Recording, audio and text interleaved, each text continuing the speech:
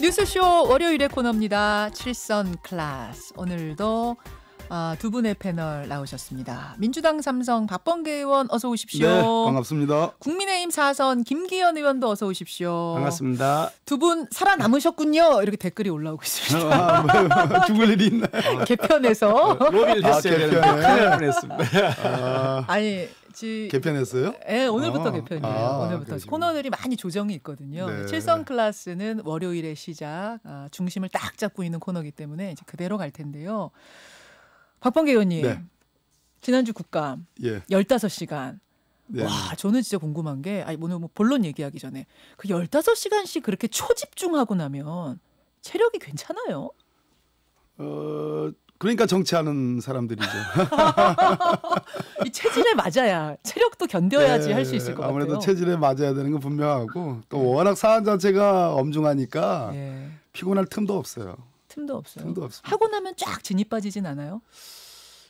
물론 힘들기는 하지만 예. 그래도 맥주 한 잔 딱 하고 집에 들어가서 푹 자면 또 살아남습니다. 대단하시다 생각했어요 제가. 그 국감 후에 오늘 첫 만남인데 일단 소감부터 좀 들어야 될 것 같습니다. 지난주에는 뭐 대검 국감이 워낙 큰 이슈였기 때문에 김기현 의원님은 어떻게 보셨어요? 소감. 글쎄 대검 국감을 보면서 야 이거 좀 무슨 조선 시대에 있었던 무슨 사극 보는 거냐 하는 생각 들었습니다. 아니 이게 김봉현이라고 하는 천하의 사기꾼 지금 구속되어 있는 뭐 천억대가 될지 수천억대가 될지 모르는 사기 사건의 범죄 주범으로 지금 알려져 있는 사람인데 예. 그 사람 편지하고 말 한마디에 대한민국 뭐 이 행정부가 완전히 춤을 추고 있다. 특히 법무부 장관이라는 분이 이게 중심을 좀 잡아야 될 분이신데 그 김봉현인가 하는 사람하고 한 통속이 된 건지 아니면 뭐 속은 건지 잘 이해가 안 됩니다만 어떻든 그 사람 말에 그냥 놀아나면서 어느 날 갑자기 대한민국의 검찰총장을 뭐 갑자기 직무에서 배제시켜서 빠지라 그러고 지시를 하고 그게 또 이게 뭐 터무니없는 일이다. 이거는 위법이다, 불법이다 이렇게 지적을 하고 그걸 국감장에서 막 떠든다 하는 게 이게 사기꾼의 새치입에 지금 놀아나고 있는 것이 아니에요. 대한민국 정부가. 대검 국감장도 약간 그 연장선상에서 보셨어요? 결국 김봉현이랑 그 사람 새치혀에 이래서 대한민국 행정부가 완전히 놀아나고 있다. 얼마나 알겠습니다. 이게 지금 기가 막힌 일이냐는 생각이 기막힌다는 느낌을 받으면서 대검 국감 보셨다는 말씀. 자, 현장에 계셨던 박범계 의원의 소감은? 라임 옵티머스를 권력형 게이트라고 했던 야당의 주장이 무색해졌다. 오히려 윤석열 검찰총장의 어떻든 정치적 등장의 배경을 깔아줬다. 그게 대검 국감의 저는 모습이라고 보는데요. 윤석열 검찰총장이 철저하게 잘 준비된 그러한 얘기를 말 그대로 그냥 화려하게 조명하는데 야당이 역할을 했고 라임 옵티머스는 정작 야당 측에서 뭐 권력형 비리라고 주장을 했으나 거기에 대한 명확한 근거도 제시하지 못했고 오히려 라임의 지금 말씀하신 김봉현, 옵티머스의 김재현, 쌍현이네요. 쌍현이 수상하다. 이게 법조 비리, 또 검찰과의 관계, 또 옵티머스를 작년 윤 총장께서 서울중앙지검장 할 때 그 당시 무혐의 했거든요. 그 뒤에 무혐의 하지 않았으면 1조 원 정도의 손해를 막을 수 있었는데 윤 총장 자신은 뭐 부장 전결이었기 때문에 자신은 몰랐다. 어마어마한 사건을 그런 경우는 몰랐다고 얘기할 수 있는 것인가 하는. 근데 나중에 보니까 그 수사 의뢰했던 전파진흥원은 불과 며칠 전에서야 무혐의 결정문을 받았다 이 말이에요.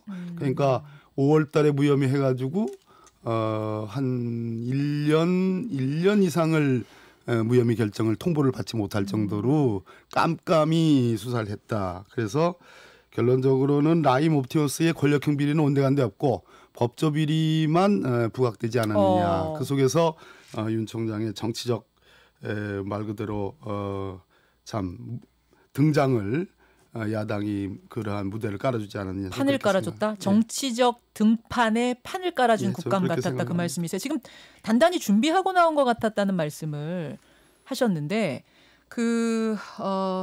박 의원하고 네.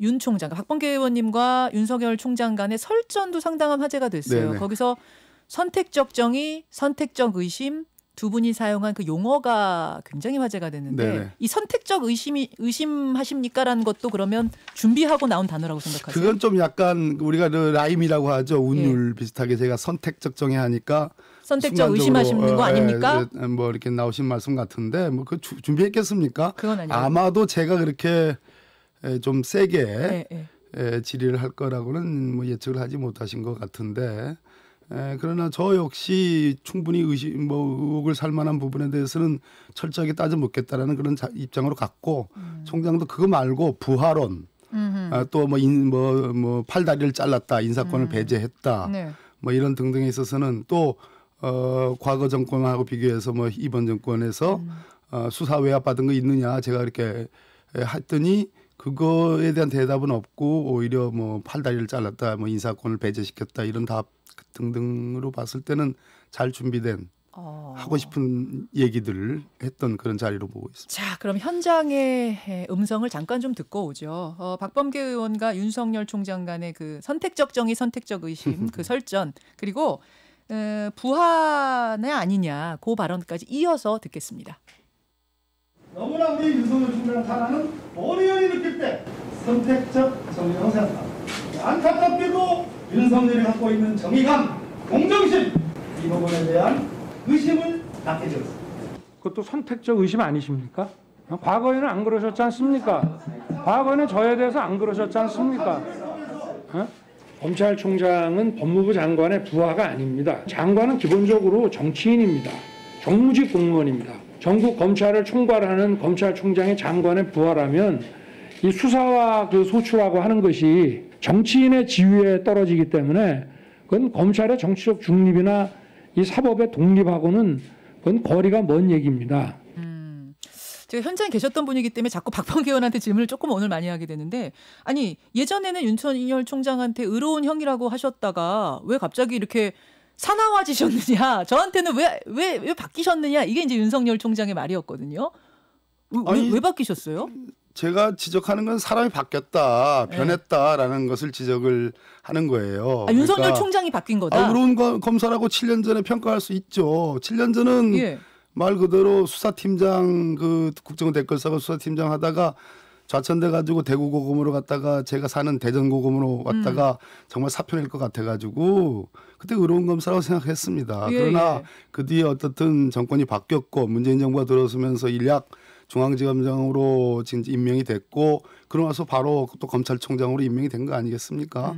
그러면서 여러 가지 일들이 있었던 거예요. 제가 그래서 환경이 바뀌었고 사람도 바뀌었다라는 얘기를 했고 예전엔 안 그러셨지 않습니까? 그 말씀이 뭐 제가 의로운 검사로 칭찬했던 그걸 지적하는 건지 아니면 뭐 저한테 무슨 무슨 제가 무슨 편의를 입었다든지 그런 걸 지적하는지 모르겠지만 분명히 말씀드립니다만 저는 윤석열 검찰총장이 어떤 편의도 입은 적도 없고 부탁을 해본 적도 없습니다. 자, 김기현 의원님. 저한테도 좀 시간을 많이 좀 주시죠. 말씀하십시오. 말씀하십시오. 이제부터. 이런 거죠. 그 윤석열 총장이라는 사람은 기본적으로 우리 당이 임명에 반대했던 사람입니다. 인사청문회 과정에서 문제점이 있다고 강력하게 지적을 했고 오히려 여당에서 다 검증을 했는데 문제가 없다. 그 당시에 조국 민정수석이 인사 검증 담당이었고요. 아무 문제가 없다고 민주당이 적극적으로 그 변호를 했던 사람입니다. 우리 당에 추천할 사람도 아니고 우리 당의 사람도 아니고요. 그분이 그 검찰총장이 되고 중앙지검장을 하면서 했던 일 한번 생각해 보시면요. 우리 당 쪽이나 우리 당 주변에 있던 사람들을 철저하게 가려내가지고 지금 뭐 그냥 기소하고 다 그렇게 해놨습니다. 적폐청산. 소위 말하는 적폐청산의 이름을 붙여서 피의 숙청을 했던 주범입니다. 피해 숙청을 했던 사람이 윤석열 총장이다. 심지어 없던 죄를 뒤집어 씌워서 사법농단이라는 이름으로 뭐 재판 거래를 했다고 해가지고 날법석을 치고 그 수많은 사람들 현직 판사들 그 기소를 다 했는데 지금 다 줄줄이 무죄 나고 있지 않습니까? 이렇게 터무니없는 억지 수사, 이 살아있는 정권에 잘 보기 위한 것이라고 우리는 볼 수밖에 없는 그런 행동을 했던 사람입니다. 그 행동을 했던 사람이 나중에 검찰총장이 지금 되어 있는 겁니다.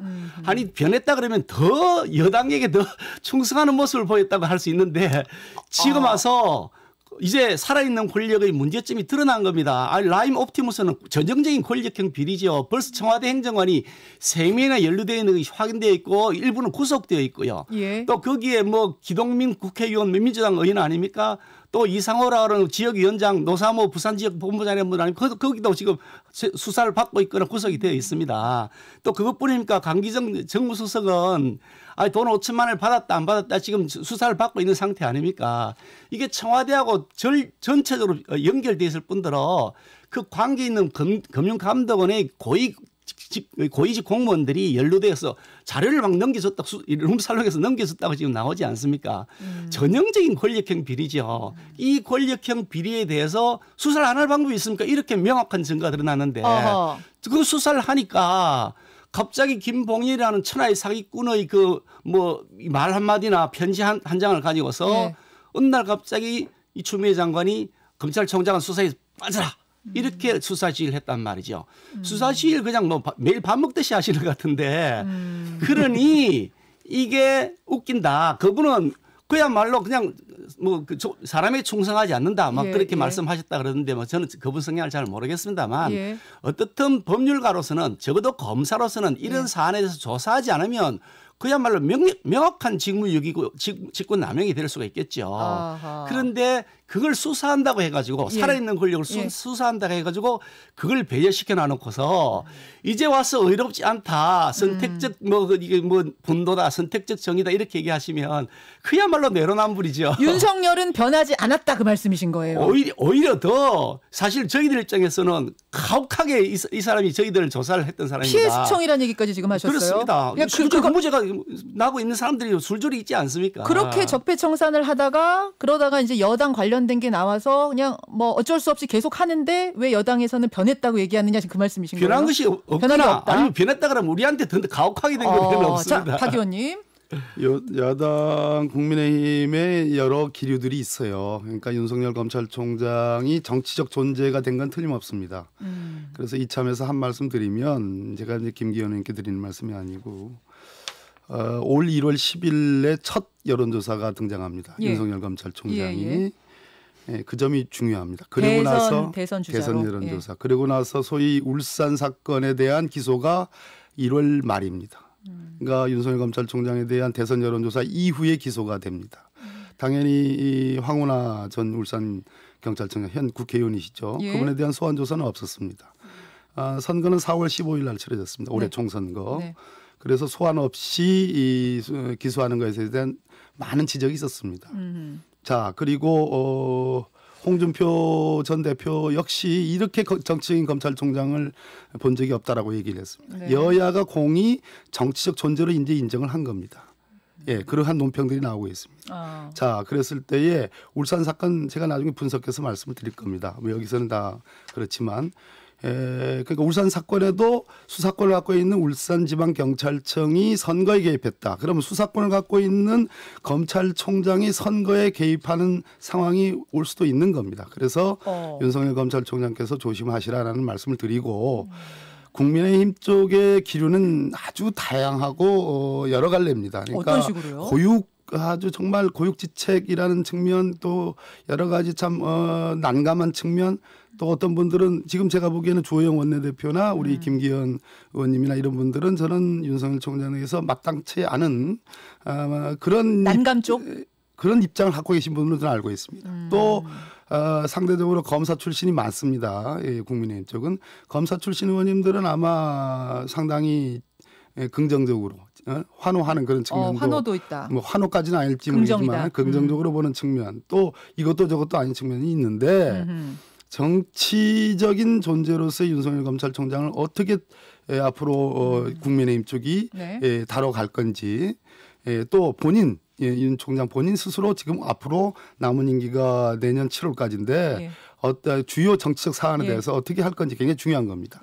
더욱 중요한 것은 수사지휘권의 배제는 마치 윤 총장께서 전부 다 수사지휘권이 배제된 것처럼 얘기했지만 정작 중요한 것은 자기가 관여할 필요가 없는 검언유착 사건과 이번에 그 뭐 사기꾼이든 뭐든 간에 어떻든 김봉현 씨 입에서 나온 얘기이기 때문에 옥중 편지 나온 얘기이기 때문에 그 두 건에 대해서 수사지휘가 배제된 거지 전부에 대해서 수사지휘가 배제된 게 아니다. 알겠습니다. 예, 그런 측면을 지금 말씀을 드립니다. 윤 총장 변했다 안 변했다 여기서부터 얘기가 시작이 돼서 여기까지 왔는데 그러면은 박범계 의원님 말씀을 정리하자면 정치에 어떻게 관심이 생기면서부터 정치적이 되면서부터 사람이 변했다 이렇게 보시는 거예요?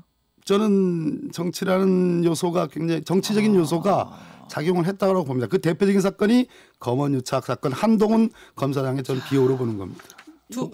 이거는 제가 얘기를 해야 균형이 맞을 것 같은데요. 예. 우선 제가 말씀을 잘 안 드리려고 그러는데 울산 사건을 이제 박 의원님이 하시니까 제가 말씀을 안 드릴 수 없는 상황이어서 말씀을 좀 드리면 이 사건 공소장. 근데 자기 변호를 지금 하시면 안 될 것 같아요. 직접 본인이 말씀을 하는 아니 제가 김기현 의원님 한 마디도 언급 안 했고 제 머릿속에는 김기현 의원님 머릿속에 떠올리지도 않습니다. 광호라란 말씀도 하셨고. 근데 자기 변호를 하시면 안 돼요. 난 내 얘기하지 않습니다. 일단 들어보시죠. 예, 하시죠. 그 사건의 공소장을 보면 정말 기가 막히게 되어 있습니다. 어떻게 이럴 수가 있을 가능성이 동아일보를 통해서 공소장이 다 나와 있지 않습니까? 거기에 보면 청와대 뭐 7개 부서가 하는 게 일률적으로 움직였다 하는 것이 아주 적나라하게 이렇게 기록이 되어 있습니다. 좀 전에 황운하 그 당시 경찰청장이 소환 조사에 불응했다 이랬는데 그게 아니고 소환 조사를 안 받고 기소를 했다는데 본인이 안 나갔습니다.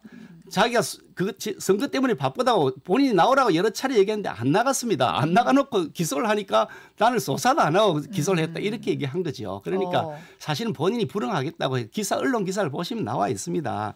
그러니까 그 사건을 가지고서 여기서 제가 논란을 하려면 제가 가장 잘 아는 사람이고 그렇습니다만 여기서 저의 주제가 아니까 말씀을 거기 생략하고 그 정도 알고 계시는 것도 정리하고 그 정도로 하고 이게 뭐 정치적인 뭐 판을 깔았다 그러시는데 그 판을 깔아준 사람은 문재인 대통령하고 추미애 장관입니다. 윤 총장에게 자기가 판을 깐 게 아닙니다. 윤 총장이 정치에 등판하는 판을 깐 사람은 문재인 대통령이 살아있는 권력에 대해 수사를 하고 시켰고 그래 살아있는 권력에 대해 수사를 하니까 추미애 장관이 그걸 나서가지고 뭐 오더를 받았는지 안 받았는지 모르겠습니다만 그걸 제지를 했고 그러면서 둘 사이에 뭐 격론이 벌어졌고 그러다 보니까 그 비중이 커져버리고 그 판을 누가 깔아 야당이 깔아줬습니까?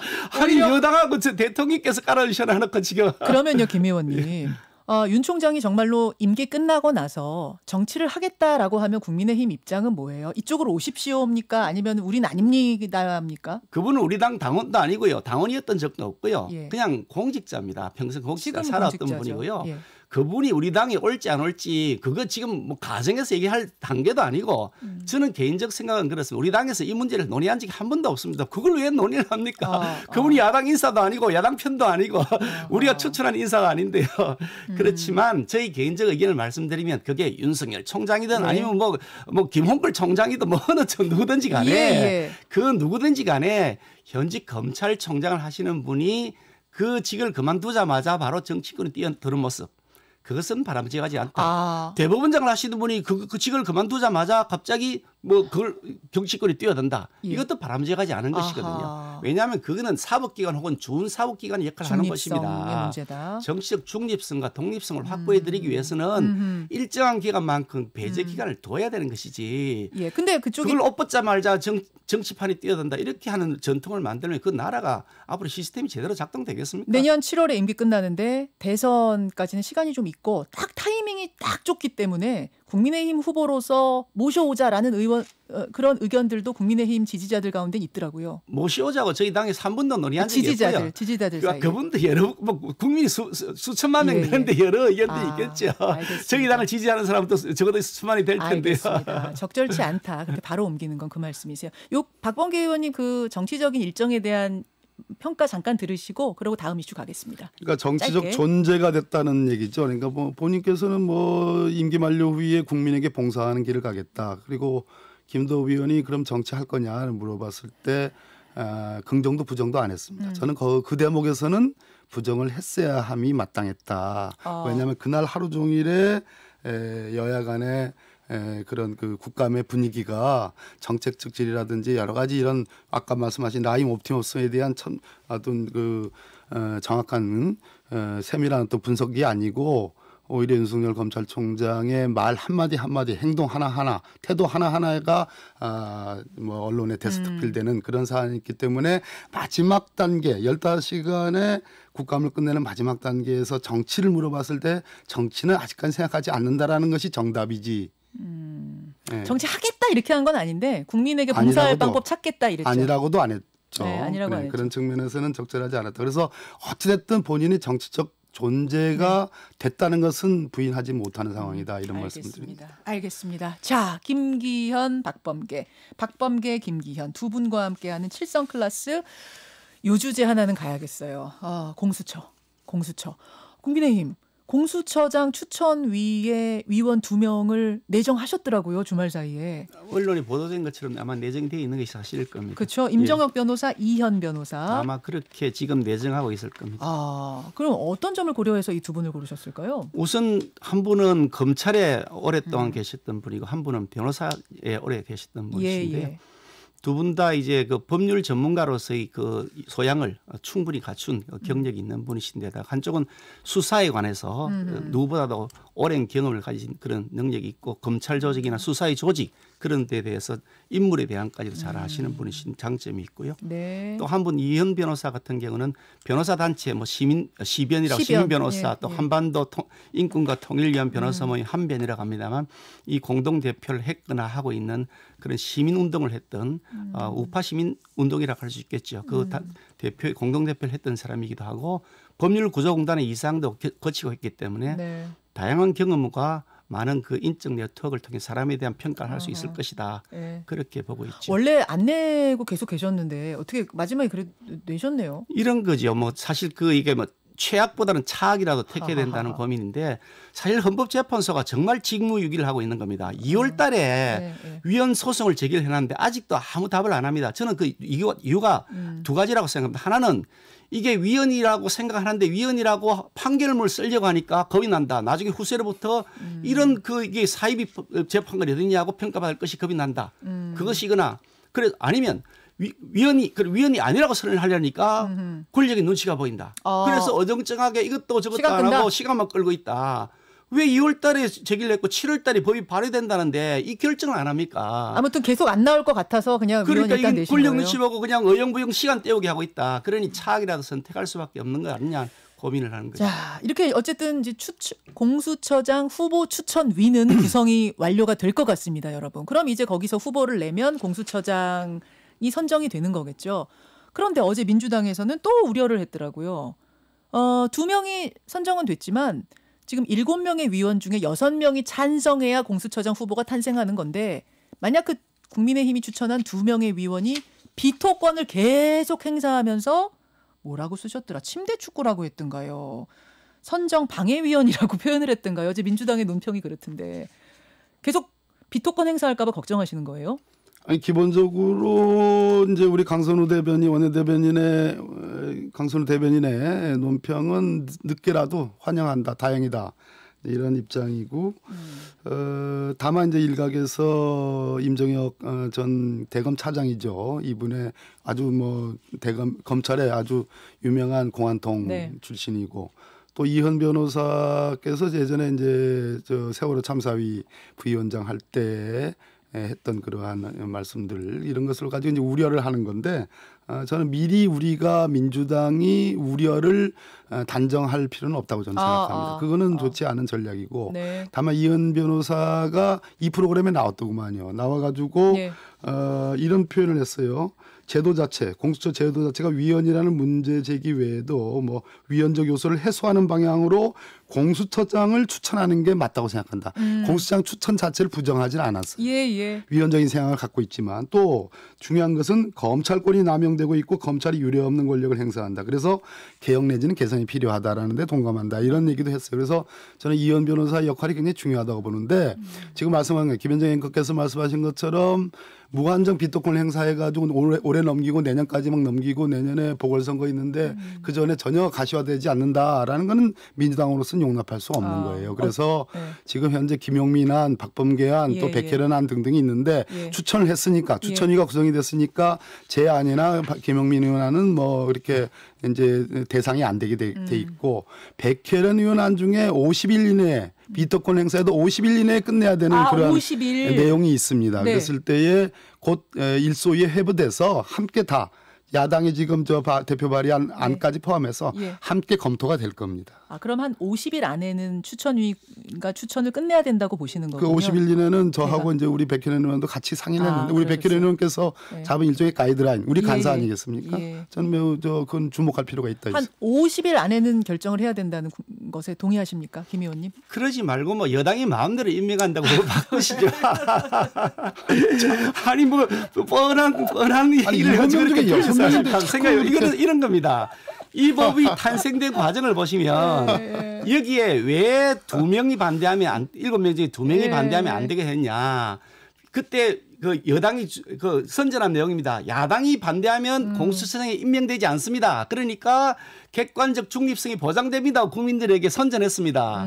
그런데 야당이 반대하면 이제 법을 바꾸겠다. 그 국민을 속이는 거죠. 이 법이 탄생할 때 이랬습니다. 그때 그 선거법하고 정의당하고 서로 이제 맞바꾸기 했잖아요. 딜했습니다. 그래서 정의당은 비례대표를 많이 늘어갈 수 있도록 제도를 고쳐주고 그 대신에 공수처에 대해서는 정의당이 협조해서 통과시키게 했는데 그 당시 생각하기는 정의당이 원내 이 교섭단체가 될 거다. 야당하면 우리 당하고 정의당 한석씩 될 거라고 생각했다가 꼼수를 부렸는데 이게 이상하게 되어서 그쪽이 정의당이 원내 교섭단체를 구성 못한 거죠. 이제 축구 경기하다가 축구 경기 중에 룰을 바꾸겠다는 거죠. 룰 바꾸겠다. 자, 이게 뭐 평행선을 달릴 얘기 같아서 일단 여기서 정리하고 공수처 이야기는 계속 아마 하게 될 겁니다. 오늘이 시작이 될 겁니다. 여기까지 양당의 기본 입장 확인해 보죠. 두 분 고생하셨습니다. 네, 고맙습니다. 상관계 의원 김기현 의원이었습니다. 김현정의 뉴스쇼는 청취자 여러분의 참여로 이루어집니다. 트위터, 페이스북, 레인보우 게시판, 그리고 단문 50원, 장문 100원의 유료 문자 샵 1212, 우물정 1212 통해 참여하실 수 있습니다. 김현정의 뉴스쇼, 여러분과 함께 만듭니다.